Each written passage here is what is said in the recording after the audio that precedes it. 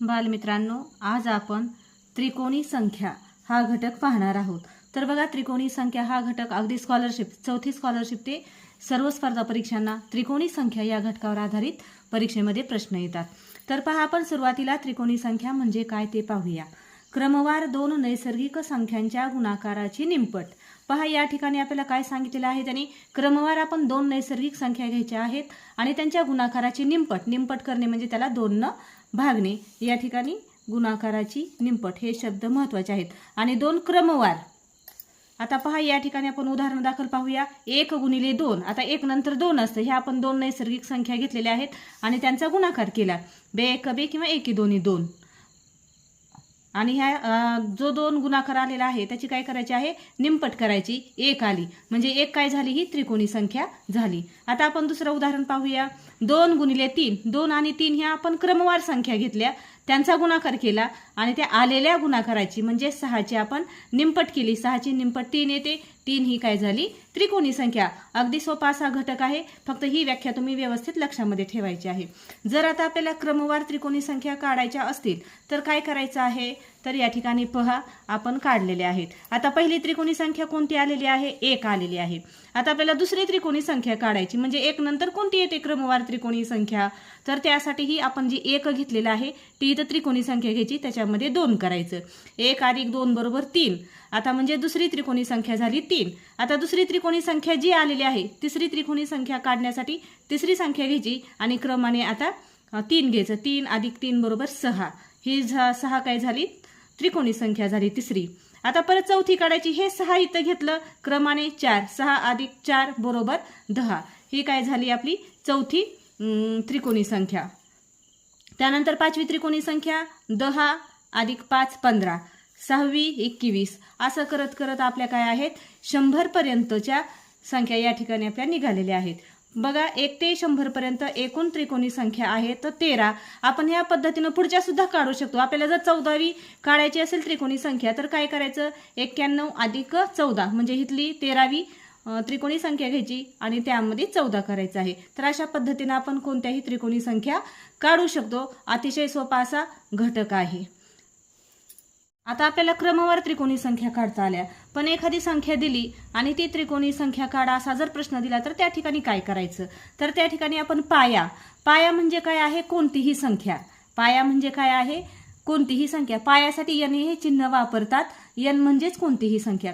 या ठिकाणी सूत्र तयार केलेलं आहे, कारण ट्रिक्स आपण ज्या म्हणतो ते सूत्र, त्या सूत्रानुसार जर आपण वापर करून जर संख्या काढली तर एकदम सोपं जाते। बघा, त्रिकोणी संख्या बरोबर n म्हणजेच कोणतीही संख्या, पाया आपण त्याला म्हणतो ती n गुणिले कंसात n अधिक 1 छेदात 2 आहे। तर आता पहा, या ठिकाणी उदाहरण दिलेलं आहे, 8 पाया असणारी त्रिकोणी संख्या कोणती। 8 पाया म्हणजे काय आहे, पाया म्हणजे कोण, n।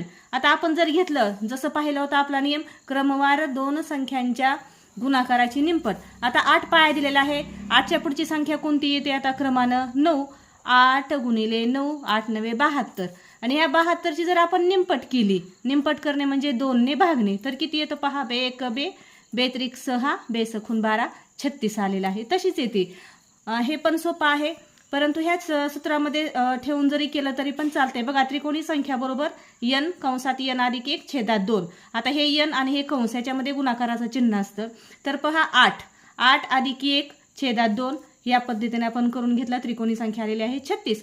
आता ज्यावेळेस आपल्याला असा लहान पाया दिलेला असतो 8 छोटा, पण जर आपल्याला मोठी संख्या दिली, एखादी संख्या जर दिली, 3 अंकी संख्या दिली, 3 अंकी पाया दिलेला आहे आणि त्याची त्रिकोणी संख्या काढा असं जर म्हटलं तर मग 3 अंकी संख्येचा त्याच्या पुढची संख्या घेऊन गुणाकार करून तो मोठा होतो। मग जर आपण सूत्राचा वापर केला तर ह्या पद्धतीनं तुम्हाला पटकन येऊन जाईल।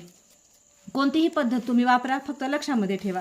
आता पुढचा आहे 10 पाया असणारी त्रिकोणी संख्या कोणती। आता आपला 10 पाया आहे, 10च्या पुढची संख्या कोणती आहे क्रमानं येणारी, 10 गुणिले 11, ह्या दोन्हीचा गुणाकार करायचा आहे, 11 आणि 10 किती आलेला आहे 110।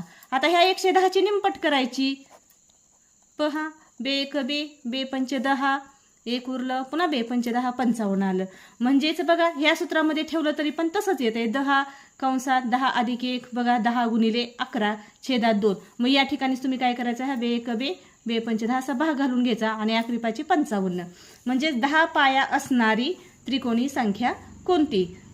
या पद्धतीनं तुम्हाला सोडवलं की व्यवस्थित लक्षात येईल. आता आणखीन एक असा वेगळा थोडा प्रश्न आलेला असतो परीक्षेमध्ये कधी कधी. आता पहा या ठिकाणी दिलेला आहे 1 + 2 + 3 + 4 + 5 + 6 + 7 अधिक असं करेपर्यंत आपल्याला 20 पर्यंत जायचंय बरोबर किती. अशा स्वरूपाचे प्रश्न कोणत्याही स्पर्धा परीक्षेला येतात. त्यावेळेस काय करायचं, अजिबात घाबरून जायचं नाही. आपण म्हणतो आता 1 + 2 + सगळ्यांची बेरीज करत बसायची का, तर नाही. तर यामध्ये आपल्याला जी शेवटची संख्या दिलेली असते ती आपण पाया म्हणून गृहीत धरायची. आता या ठिकाणी शेवटची संख्या आहे 20 म्हणून हा 20 काय झाला पाया. मग त्या सूत्रामध्ये ठेवायच्या किमती 20 कंसात 20 + 1 छेदात 2. मग या पद्धतीनं 2 × 2 = 20 आणि इथं तुम्ही पुन्हा दोन्हीचा गुणाकार 21 10 210. किंवा आपण जी सांगितलेली पद्धत होती 20 20च्या पुढची संख्या आहे 20 × 21. ह्या दोन्हीचा गुणाकार करायचा आणि त्यांची काय करायची, निमपट करायची. बघा आपण गुणाकार करून पाहूया. 21 0 0 21 2 42 420 आलं. आता 420 ची निमपट करायची म्हणजे भागिले 2. बघा 2 2 4 2 1 2 2 0 0 आलं 210.